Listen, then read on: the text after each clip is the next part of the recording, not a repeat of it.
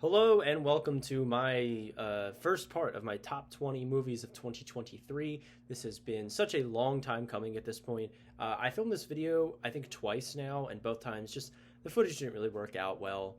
And also I saw a lot of movies that I hadn't seen before filming the last video, and they all needed to make the list, and my list just kept changing over and over again to the point of where, like, this is a completely different list. I can't put out this video because it's really, not fully representative of my favorites of that year. The second part of this video will include my top 10 picks along as Cameron's top 10 picks, who is sitting right over there. And yeah, without further ado, let's talk about some honorable mentions.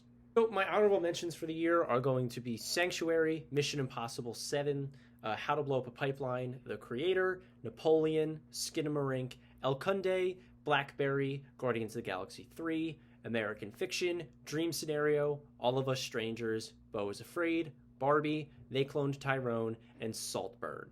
All of those movies, especially Saltburn and They Cloned Tyrone, were this close to making my year-end list. But guys, there were just so many good movies that, they couldn't quite make the cut, but they are definitely all worth checking out, especially Saltburn, They Clone Tyrone, Beau is Afraid, Guardians of the Galaxy 3, All of Us Strangers, Dream Scenario, Blackberry. All of them are very much worth checking out. So don't let that discredit you. Honestly, some of those movies, if they were released last year, would have made the top 15. So that's how great 2023 was in terms of movies. So yeah, other than that, let's get into the top 20 with number 20. Number 20 is going to be May December. This is a movie that I talked about at length in a spoiler video when it first came out, and I have only been thinking about it more and more as the months have gone on. It is such an evil movie, and such a it sits with you. You watch it for the first time and you can admire the amazing performances and the twists and turns of the story and the overly 90s aesthetics of the music and the cinematography. You can admire all that, but then you actually let the entire scope and scale of what's going on and how this horrible thing is affecting so many different people's lives, and you let it sit there, and it just keeps getting better and more brilliant. And I absolutely loved May December. Number 19 is going to be Killers of the Flower Moon. I feel like you guys knew this was going to be on here. This was just an albatross of a movie. It was massive. It was huge. It was a statement. It was one of Scorsese's most daring things he's made to date. And it's this late into his career, which is insane. I thought that the story of the Osage was handled with such care and such delicacy that we have not seen from a filmmaker of this stature really ever. I think that putting Leonardo DiCaprio's character and Robert De Niro's character as like these, are protagonists at first, but then slowly revealing how horrible their plan actually is was a brilliant choice. I felt that this movie just hit every beat that it should have. It is socially conscious. It is, hard to watch at times. It is honestly breathtaking. Killers of the Flower Moon is one of Scorsese's best. Number 18 is going to be Theater Camp. This movie really came out of nowhere for me. I had heard about it from Karsten Runquist, of all people, back in, I think, last January when he saw it at TIFF. And I put it on my watch list and then instantly forgot about it. And then I watched it when it came out in theaters in June and was floored. This movie is not only one of the best comedies that we've got all year and one of the best mockumentaries that we've received in I don't know how many years, but Theater Camp is so loving and so passionate and so genuine with why people commit themselves so much to such a ridiculous thing, a ridiculous hobby to the outside world, that it is honestly one of the most heartfelt movies we've gotten all year. I did not think that that theater camp of all things would move me to tears by the end of it, but it did, and that is really the sign of a great mockumentary comedy when it understands its subject matter. It isn't just taking cheap jokes at it. It isn't just poking fun at the subject matter. It's actually, it understands it and it fully knows why it means so much to these people. And I think that is something we don't get a lot of. And I think theater camp is a huge home run for not only the genre but just filmmaking in general. Rye Lane is another huge surprise. That this came out on Hulu around a year ago today. Actually, it was sometime around there. And this movie floored me from honestly the first opening scene. It was so sweet and so genuine, and I haven't seen a rom com be this effective in a really long time. But also doing new things, trying different shots, and being pretty unconventional, but also just telling a genuine love story and being a very light watch and a very hopeful watch. I loved the two leads. I thought they played off of each other very, very well.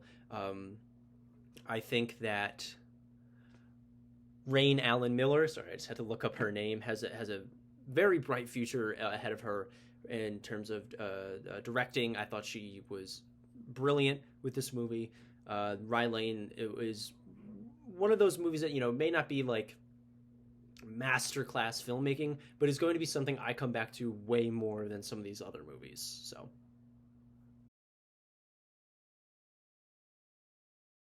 number 16 is going to be Asteroid City. Well, the Oscars, I was very, very happy that we got the shorts from Wes Anderson, Henry Sugar, that one. I was very, very happy for him. I was so mad that Asteroid City received no love at the Oscars because honestly, this is one of Wes Anderson's most daring and nuanced movies he's made to date, and most original movies that he's made to date.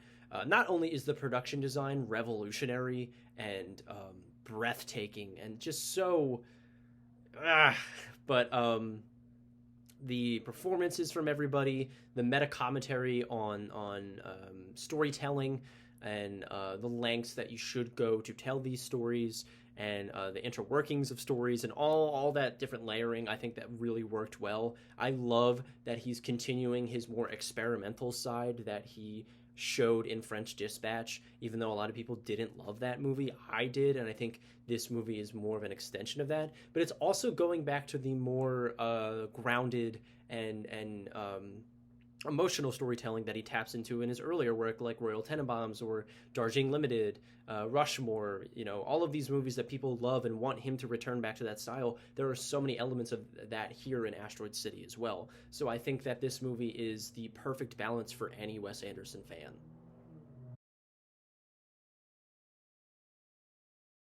Number 15 is going to be Bottoms. So this was one of my most anticipated movies of 2023.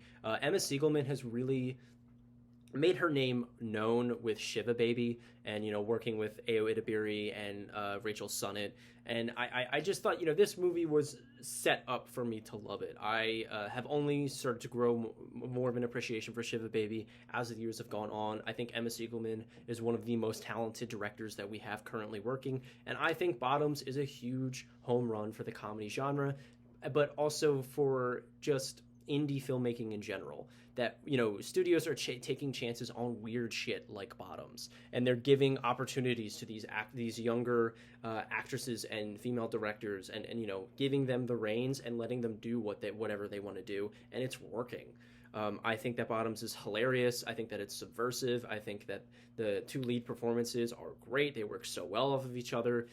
I put in my Letterboxd review that this is kind of like 90% of the people I hang out with, and I think that this movie is going to strike a chord with people my age in years to come, to say, yeah, that's kind of how we acted. That's how we were when we were that age, and as it already has kind of struck a chord with us. So yeah, I think Bottoms was definitely a huge win. Number 14 is the latest addition to this list. This was the movie that I kind of maybe changed my mind about making, filming this for a second time and doing the full list proper, and that's The Sweet East. This movie has definitely been a hot topic as of late because of Ayo Edebiri and Jacob Elordi's involvement in the film. And Simon Rex from the Red Rocket, he's also in this thing. I think a lot of people are seeing it and have very, very differing opinions on it. I personally thought it was brilliant. I think that this movie tells a like fairy tale esque journey so well, and the cinematography is gorgeous. I mean, it is absolutely beautiful. It is one of the best looking movies that I've seen in a very long time, and I think something that I'm going to personally take inspiration from because it is just so goddamn lush and beautiful and precisely what it needed to be. I love movies where not necessarily you can't really tell what's going on, but characters are kind of stumbling from situation to situation, and I think that this movie does that very well. I think its social commentary mostly lands. I think that all of the performances are really great. This is just a movie that I feel like more people need to see and more people need to be talking about.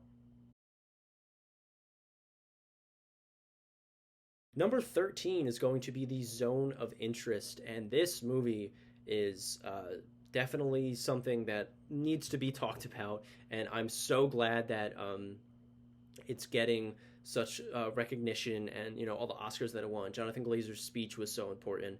This movie is haunting. It is unrelenting. It is so again it seeps into your mind and does not let go until weeks and weeks after you've watched it. I think that this is a masterclass in filmmaking in general. I think that it has so much to say, but also with giving you so little. I think that the performances are daring here. I think Sandra Hüller, I definitely had, she was not on my radar whatsoever before this year, but her in this movie and another movie coming up in part two, which I think you can guess what that is. She's absolutely brilliant, and yeah, The Zone of Interest is one of the most important movies to ever been released in 2023. Number 12 is The Iron Claw, one of my absolute personal favorites of the year. It's something that I could really connect to through personal experiences. It was something that I think a lot of people really connected to. I think it says a lot about family dynamics and over dedication to things, obsession with fame, and not necessarily fame, but with success.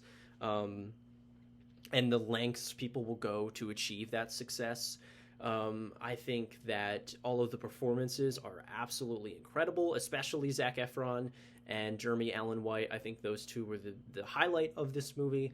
And I have a very weird relationship with pro wrestling. It was one of my favorite things as a child. I don't keep up with it at all now, but any movie that attempts to do something like what the Iron Claw is doing, I'm always going to be intrigued. And this movie is kind of the pro wrestling movie that I've been wanting for so long. So loved the Iron Claw.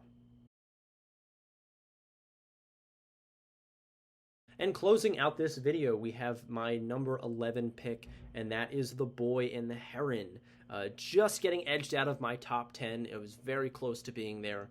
But this movie, I get why people don't love it. I get why, if you're more overly familiar with Miyazaki's filmography or Studio Ghibli, there is better stuff out there. But I just think that being able to create such a unique piece of art and such a unique world building and characters and a really poignant commentary on your own work was done so well here.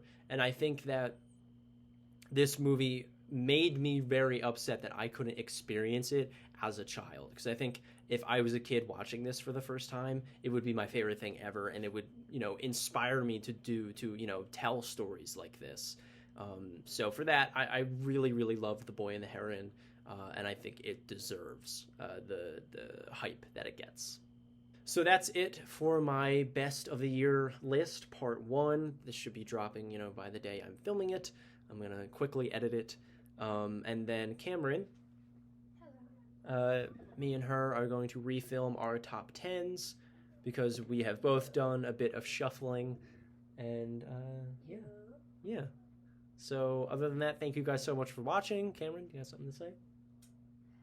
Like and subscribe. Comment your favorite. What was this video? My favorite movies of 2023. Comment your favorite movies of 2023, and have an awesome day.